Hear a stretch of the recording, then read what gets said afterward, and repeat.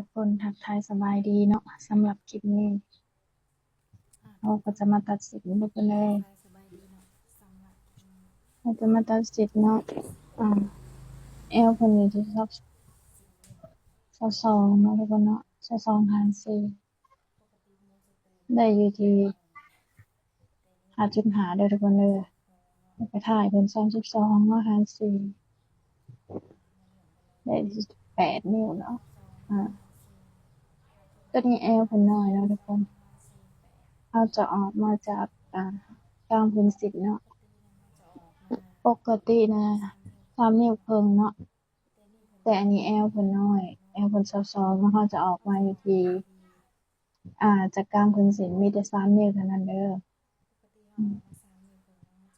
มันก็จะออกมา3 นิ้วก็เฮาก็ตีออกมาเลยทุกคน3 นิ้วเนาะ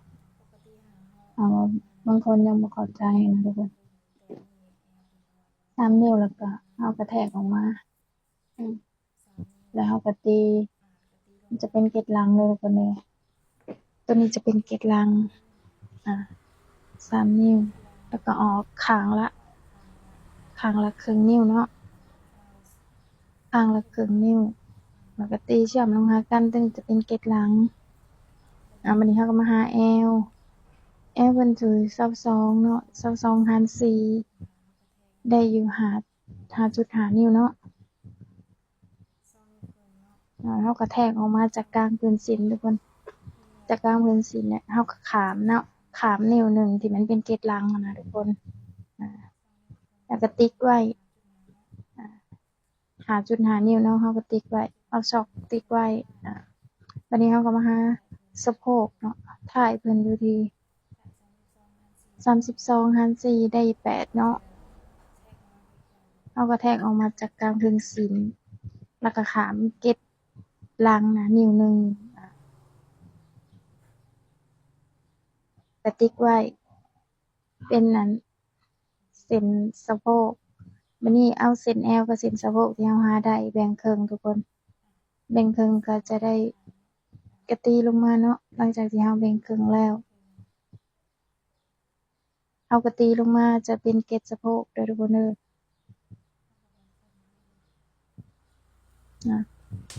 แบ่งครึ่งแล้วก็ตีลงมาเนาะตัวนี้จะเป็นเกล็ดสะโพกหรือว่าเกล็ดท้ายนั่นเองแบบนี้เฮาก็มาหาเกล็ดหน้าเนาะตัวนี้แอลเพิ่นน้อยหลายเนาะมันก็จะเอาออกมาอยู่ที่ออกมาจากเส้นสะโพกก็4 นิ้วทุกคนเป็นเกล็ดท้ายแล้วก็ออกมาทางหน้าอีกเนาะ 1.5 แล้วก็ 1.5 ทุกคนแล้วก็ตีลงมาตัวนี้จะได้เป็นเกล็ดหน้าเนาะตัวนี้ตีลงมาประมาณ6 นิ้วหรือว่า5 นิ้วก็ได้ทุกคนจะได้เป็นเกล็ดหน้าบัดนี้เฮาก็มาโค้งเนาะโค้งเส้นสะโพกของเฮาทุกคนหรือว่าเส้นท้ายนั่นเอง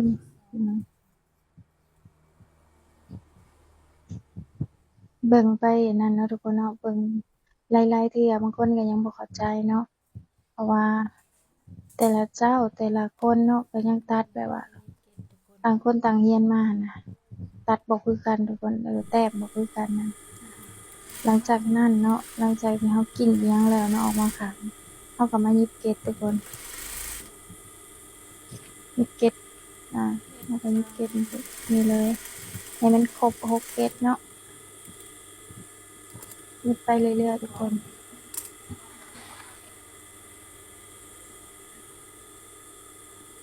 นี่จะเป็นเกล็ดท้ายเนาะย่ำนะทุกคนถ้าผู้ใดที่ยังบ่เก่งเนาะคือโมนี่ก็เอาเข็มขัดไว้ได้ทุกคนแล้วเข็มมดนะบ่ถึงเนาะเอาเข็มมดขัดไว้แล้วเขาก็ว่ายิบเนาะถ้าผู้ใดเก่งนี่เพิ่นก็แบบจับแล้วก็ยิบไปตาดๆแล้วทุกคนเอ้ยแต่ว่าเฮายังบ่ทันได้เก่งนั่นน่ะขี้คร้านแบบมากทุกคนคันเฮายิบบ่ซื่อก็ได้มากนี่เป็นอิหยังที่เป็นงานที่แบบขี้คร้านที่สุด เลยเฮ็ดใหม่ดีกว่ามาถึงขั้นตอนการรีดเด้อทุกคนนี่จะเป็นการนั้น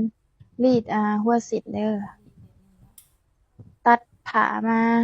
ผ้าที่เฮาเฮ็ดหัวสินนะทุกคน4 นิ้วอ่าแล้วเราก็มารีดให้มันสุดเลยรีดให้มันเป็น5 แนวมันน่ะทุกคนรีดขึ้นไปก่อน1 เซนเนาะรีดขึ้นไปก่อน1 เซนรีดให้สุดเลยตัดผ้าซ้ำแอวสินของเราแหละทุกคนสมมุติแอว22เนาะเราก็ตัดมาจาก23หรือ24เผื่อไว้จาก2 นิ้วแล้วเราก็มารีดให้มันเป็นแนวแบบนี้เลยถ้าผู้ใดที่ยังบ่เก่งเนาะก็ขีดไว้ให้มันเป็นแนวประมาณ1 เซนที่นี่เนาะเฮารีดให้มันได้แนวมาแล้ว1 เซนเนาะมันขึ้นมาแล้วก็เฮาก็ดัดมันเลยทุกคนดัดมันโค้งเอามือเฮานี่แหละเอามือเฮานี่ดัดไปแต่ว่าหมู่น่ะดัดก็แม่นทุกคนแต่ว่าหมู่นั้นสิเฮ็ดแบบนี้หมู่สิเอาเจียแข็งอะนะทุกคนเจียเป็นกล่องขนมก็ได้เนาะถ้ามาตัดให้มันโค้งๆคือไม้บรรทัดโค้งอะนะแล้วเราก็ใส่ลงไปบ่มันตามร่องของมันเนาะหัวนี่หมู่จะเอาบ่ใหญ่หลายเด้อทุกคนประมาณ3 เซนตัดเจียแข็งให้มันได้ประมาณ3 เซนนั่นน่ะให้มันเป็นแนวให้มันโค้งแล้วเราก็รีดแบบนั้นทุกคนหัวเรามันจะบ่น้อยบ่ใหญ่เนาะเราก็บ่ต้องเสียเวลาไปขีดให้มันสุดนั่นอันนั้นเราก็ประหยัดไปเวลาไปในโตแล้วก็เราก็บ่ได้เปลืองช็อกพร้อมทุกคนตัดเจียแข็งน่ะให้มันกว้าง3 เซนแต่ก็เฮ็ดให้มันโค้งคือขอบคือขอบหัวสินนะทุกคนไม้บรรทัดโค้งอะนะทุกคนไม้บรรทัดโค้งประมาณนั้นแหละเราก็ประหยัดเวลาพร้อมทุกคนเฮ็ดได้ไวพร้อมเด้อเอาไปปรับใช้ได้ทุกคนคือแบบต้องปรับเปลี่ยนทุกคนเพื่อสิได้ให้แบบว่าเวียกเราแบบว่าแล้วไวขึ้นเราก็รีดจนสุดเลยรีด5 แนวอะเนาะแบบให้มันโค้งนะทุกคนเรารีดไว้แบบนี้คือแบบเราล็อกไว้อะนะเวลาเราไปเข้าหัวเนาะมันก็แบบงามทุกคนแบบนี้นะแล้วเราก็มาดัดให้มันโค้งมานี่หลังจากที่เรารีดได้แนวแล้วเนาะเอามือเรานี่แหละทุกคนดัดเอาเตารีดนี่กดไว้ส้นเตารีดกดไว้ล่ะมือเรานี่ก็ดัดไปให้มันโค้งอะนะแบบเบิ่งในตาเรานี่ให้มันงามอะนะทุกคนเอาเตารีดนี่กดไว้แล้วมือเรานี่ก็ดัด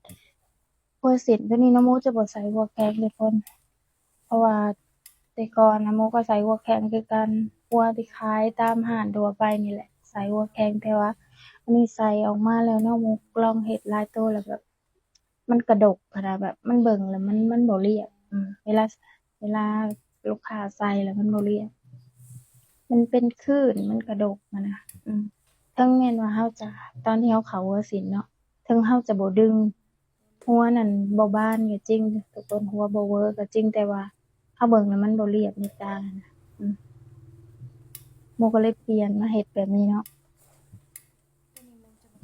มาเฮ็ดแบบดัดเอาอะนะแล้วก็รีดให้มันเป็นแนวแบบนี้ไว้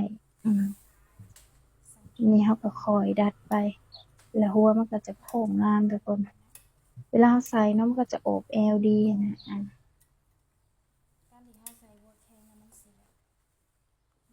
เฮ็ดไปตามเบิ่งแล้วก็เฮ็ดทุกคนเทื่อหมู่ก็อธิบายบ่ค่อยเก่งปานใดเนาะพยายามแบบว่าเบิ่งให้หลายๆนะแล้วก็เฮ็ดเรียนรู้เบิ่งแล้วก็เฮ็ดนี่เนาะมันก็จะเปลี่ยนไปเด้อทุกคนจากที่เรารีดเป็นแบบผ้าซื่อๆแล้วทีนี้เราก็มาดัดเนาะให้เอาเตารีดอะกดไว้แล้วเราก็โค้งมือเราอีกข้างหนึ่งก็โค้งเบิ่งเด้อความแตกต่างตัวนี้เนี่ยจะโค้งแบบนี้เลยทุกคน บ่ได้ซื้อแบบโค้งแบบนี้เลยงามๆแบบนี้เลยเราก็จะบ่มีปัญหาในการที่แบบว่าหัวสิบ้านหัวสิเงอเนาะทุกคนอันนี้เขาก็ไปเย็บตามนี่เลยทุกคนตามที่อันผาเขายังเหลือไว้อยู่เส้นหนึ่งเนาะเขาขีดช็อกให้เป็นแนวก็ได้อันนี้เขาก็จะไปกวนหัวสินกันก่อนจะไปเขาวัวเนาะเขาก็จะมากวนก่อนแอลคน22เนาะเขาก็จะลงอยู่ที่2นิ้วครึ่งจะมีลงบ่หลายเด้อทุกคน2นิ้วครึ่งก็ถือว่าโอเคเพราะว่าแอลคนน้อยๆถ้าเกิดว่าเฮาลงหลายมันก็สิแบบเฮ็ดให้ตีนมันแบบเทินทั้งหน้านะทุกคนมันก็สิบ่อันนั้นกันแล้วเราก็มาแต้มเลยทั้งข้างก็ครึ่งนิ้วทุกคนแบบนี้เลยตามมันขาดเลยเราก็ตีเชือกมากันแบบนี้เนาะ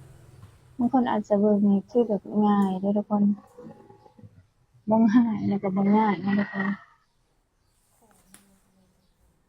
เฮ็ดไปตามแบบความเข้าใจของตัวเองทุกคนเราเบิ่งจากคนอื่นเนาะแล้วเราก็มาปรับใช้ในเวียกในงานในแบบของเราที่เราเข้าใจทุกคน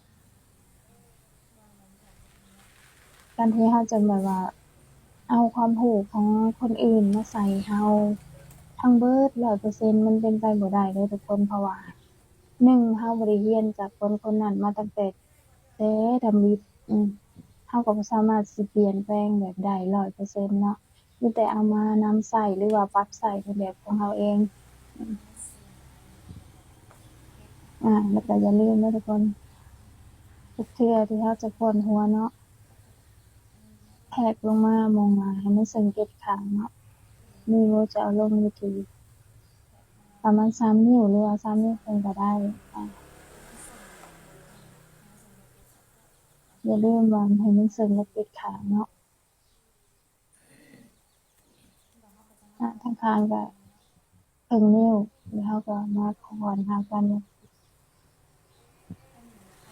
แบบนี้น่ะตีนจะบ่ย้อนเด้อทุกคนบางคนก็มีปัญหาเนาะว่าตัดสินแล้วเป็นหยังคือแบบว่าตีนทางหน้ามันย้อนทางในหั้นน่ะมันคือย้อนบางเทื่อเราก็เบิ่งมาแล้วบางคนก็บอกว่าเอาลงเท่านั้นเท่านี้เราเฮ็ดตามแล้วเนาะมันก็ยังย้อนอยู่คือเก่าทุกคนทางในนี่สำคัญที่สุดทุกคนทางในพื้นสินน่ะสำคัญถ้าเราคว้านทางในบ่ได้ถ้าเราลงบ่ได้เนาะมันก็สิมีปัญหาอืม มันสิมีปัญหาตลอดแล้วหมู่ก็เคยพ้อแบบนี้คือกันทุกคนเพราะว่าเราผ่านจุดนั้นมาแล้วหั้นนะผ่านจุดที่แบบว่าลองผิดมาแล้วเราก็เบิ่งสังเกตเบิ่งแล้วก็เราก็มาลองเฮ็ดหลายๆแบบเนาะแล้วเราก็จนแบบมาลงโตวในแบบนี้หั้นนะเฮ็ดในแบบนี้ก็ถือว่าออกมาแล้วก็งามทุกคนอืมแล้วบัดนี้เราก็จะไปเข้าอันนั้นกันทุกคนเข้าอันหัวกันอันนี้เนาะก็จะไปเขาหัวกันเด้อทุกคนหลังจากที่เราเขาหัวแล้วอ่าไวเนาะทุกคน หลังจากที่เราเข้าหัวแล้วเบิ่งเด้อทุกคนแอวก็คือแบบท่ายก็คือแบบนี้เลยแบบแอวก็แบบนี้เลยตามที่เห็นเลยทุกคนเอ้ยมันงามแบบนี้เลย